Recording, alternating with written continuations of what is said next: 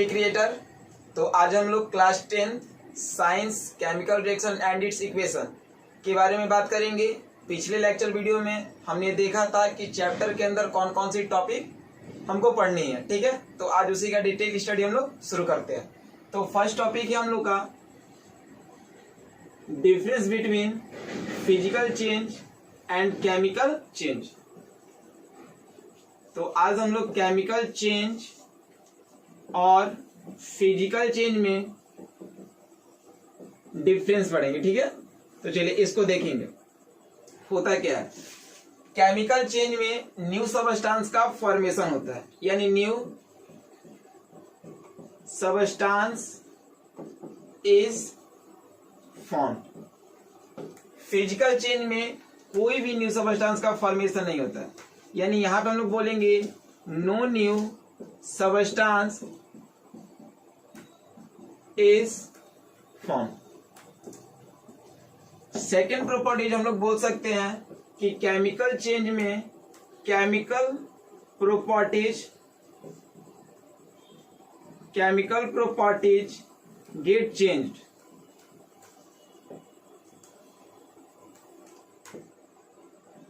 इसमें होगा physical properties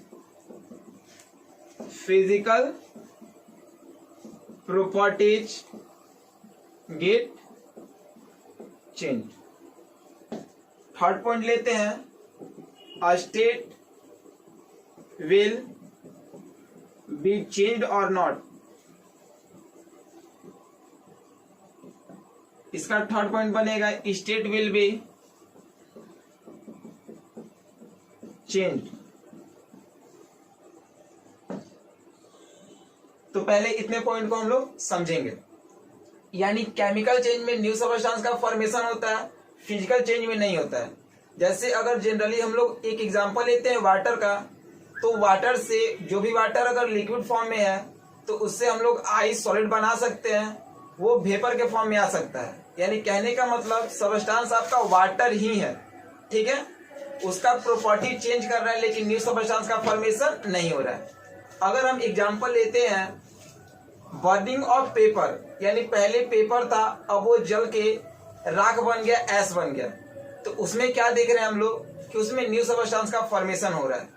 दोनों में एक और इम्पोर्टेंट बात है कि फिजिकल चेंज जो होता है वो अपने ओरिजिनल स्टेट में आ जाएगा।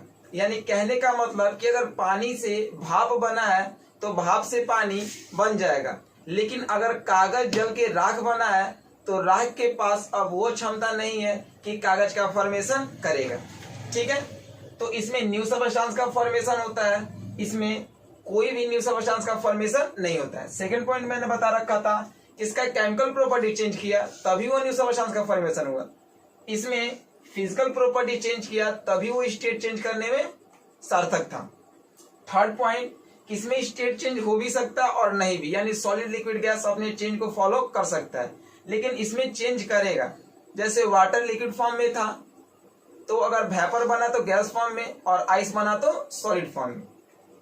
चौथा पॉइंट हम लोग यहाँ पे बोल सकते हैं, यानी चौथा पॉइंट हम लोग इसका लिख सकते हैं,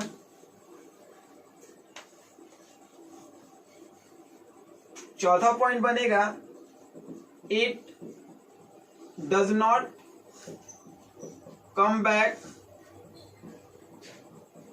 on its original state।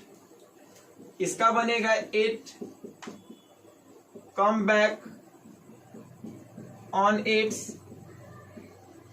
original state। ये पॉइंट क्या बना कि केमिकल चेंज जो होगा वो अपने ओरिजिनल स्टेट में नहीं जाएगा। अगर कागज से राख बना तो राख के पास वो क्षमता नहीं है कि कागज बनेगा, लेकिन फिजिकल चेंज अपने ओरिजिनल स्टेट में जाएगा। कहने का मतलब क्या हुआ यहाँ पे, तो अगर पानी से भाप बना तो भाप से पानी बन सकता है, अगर पानी से आइस बना तो आइस से भी पानी बन सकता है। तो केमिकल चेंज ओरिजिनल स्टेट में नहीं जाता है, लेकिन फिजिकल चेंज अपने ओरिजिनल स्टेट में जाता है, ठीक है। पांचवा point, it's so irreversible. It's so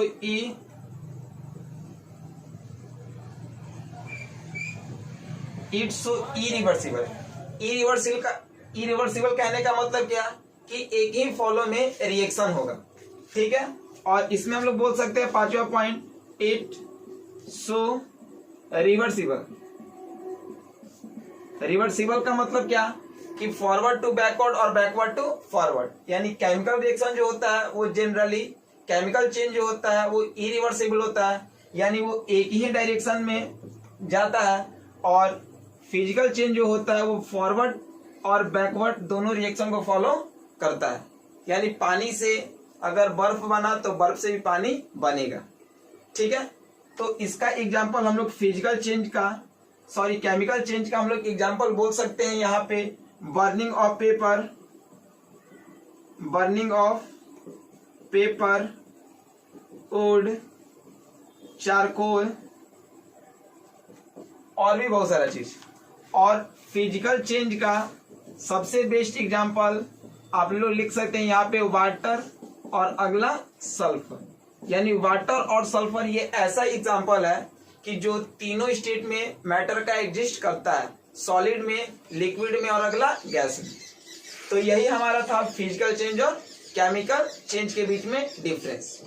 अब हम लोग आगे देखेंगे, अगला टॉपिक हम लोग का है केमिकल रिएक्शन। अगला टॉपिक हम लोग का बना केमिकल रिएक्शन। तो आप लोग से कोई पूछेगा कि ये केमिकल रिएक्शन क्या होता है, तो देखिए यहाँ पे क्या बताइएगा। केमिकल रिएक्शन में it is a type of reaction, it is a type of reaction in which chemical properties, it is chemical properties will be changed। यानी कह सकते हैं कि केमिकल रिएक्शन जो है वो एक प्रकार का रिएक्शन है जिसमें किसी भी सबस्टांस का केमिकल प्रॉपर्टीज क्या करता है, चेंज करता है, कहलाता है क्या, केमिकल रिएक्शन, ठीक है। तो ये आपका केमिकल रिएक्शन का डिफिनीशन बना। अब हम लोग बात करेंगे in chemical reaction, in chemical reaction three terms are involve. यानी केमिकल रिएक्शन में जनरली तीन टर्म इन्वॉल्व होता है, जिसमें पहला हम लोग बात करते हैं रिएक्टेंट, सेकेंड बात करते हैं प्रोडक्ट, थर्ड बात करते हैं कैटलिस्ट। ये रिएक्टेंट, प्रोडक्ट, कैटलिस्ट होता क्या है, तो देखिए यहाँ पे A+B एरो C, ठीक है। अगर आपको लेफ्ट राइट नहीं समझ में आता तो LR लिख दीजिए, लेफ्ट राइट, ठीक है। तो जब कोई भी सबस्टांस रिएक्शन में भाग लेता है उसको रिएक्टेंट बोलते हैं। रिएक्शन के बाद जिस चीज का फॉर्मेशन होता है उसको क्या बोलते हैं, प्रोडक्ट। और जो रिएक्टेंट प्रोडक्ट को सेपरेट करता है that means catalyst.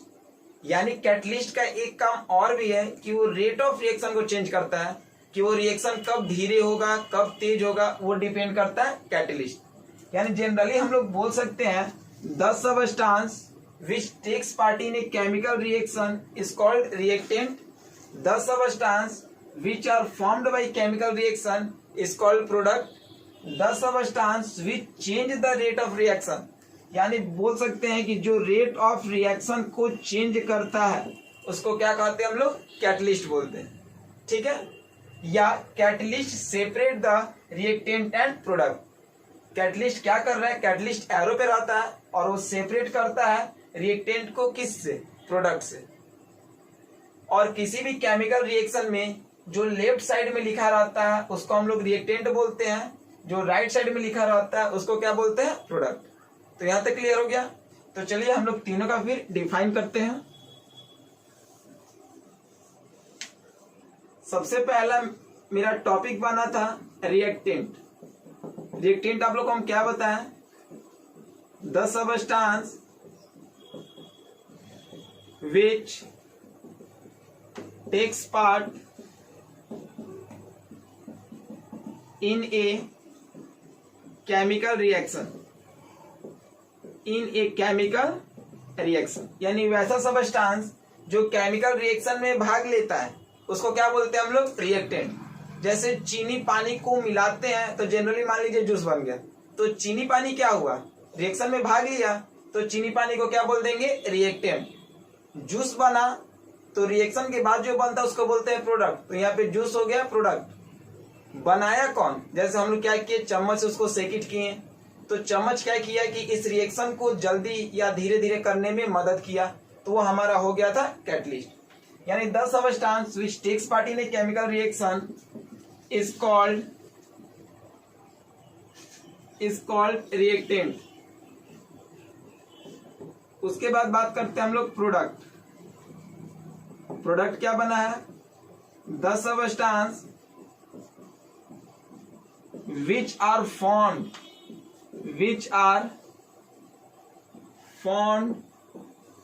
by chemical reaction is called product। यानी वैसा सबस्टांस जो रिएक्शन के बाद बनता है उसको हम लोग क्या बोलते हैं बाबू, प्रोडक्ट बोलते हैं। क्लियर है यहाँ तक, तो ये हुआ आपका रिएक्टेंट एंड प्रोडक्ट। अब तीसरा बात था हमारा जिसका क्या नाम था, कैटलिस्ट। कैटलिस्ट को हम लोग क्या बोल सकते हैं, it helps to change the rate of reaction.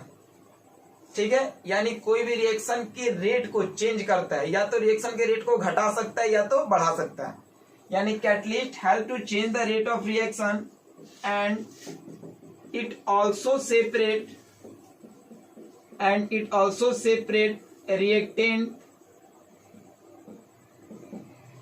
From product. यानी ये रिएक्टेंट को प्रोडक्ट से क्या करता है, सेपरेट करता है।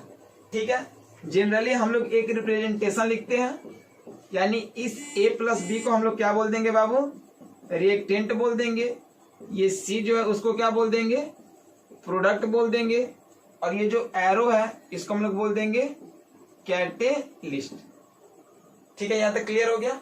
अब हम लोग अगले क्लासेस में देखेंगे कि कैटलिस्ट किस किस फैक्टर पे डिपेंड करता है और आगे। ठीक है, ओके। Number 1